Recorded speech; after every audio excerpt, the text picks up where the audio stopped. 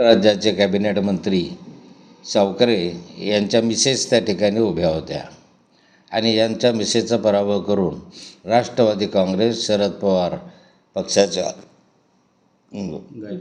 गायत्री भंगाळे या ठिकाणी जवळपास 1800 मतांनी निवडून आलेले आहे. याचा अर्थ असा आहे की त्या ठिकाणी सावकारे आणि सरकार याच्याविषयी नाराजीची भावना त्याच्यामध्ये आहे.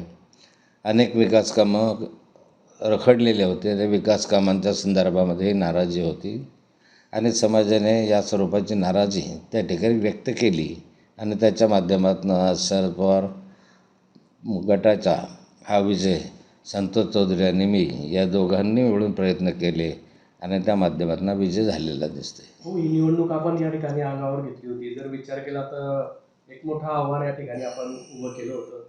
काय सांगाल, आज अखेर गायत्री भंगाळेंना विजय मिळाला आहे? भुसावळच्या निवडणुकीमध्ये आम्ही प्रचारामध्ये सहभागी झालो. प्रचारामध्ये प्रचंड मेहनत आमच्या वतीनं घेण्यात आली.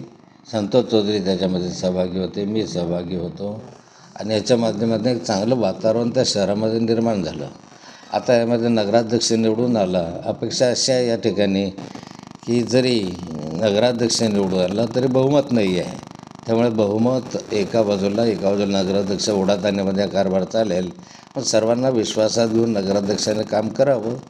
भुसावळमध्ये जर बघितलं तर संजय सावकारे यांच्या पत्नीच्या प्रचारासाठी मुख्यमंत्री यांची सभा देखील लावण्यात आलेली होती. राज्याचे मुख्यमंत्री या ठिकाणी येऊन सभा घेत आहेत, मात्र तरीसुद्धा त्या ठिकाणी त्यांना यश कसं? माननीय मुख्यमंत्री देवेंद्रजींची सभा या ठिकाणी झाली. प्रचंड मोठी सभा झाली, पण सभा होणं वेगळं आणि मतपेटीत मतदानाचं परिवर्तन होणं वेगळं हे या निवडणुकीच्या माध्यमातून दिसून आलं.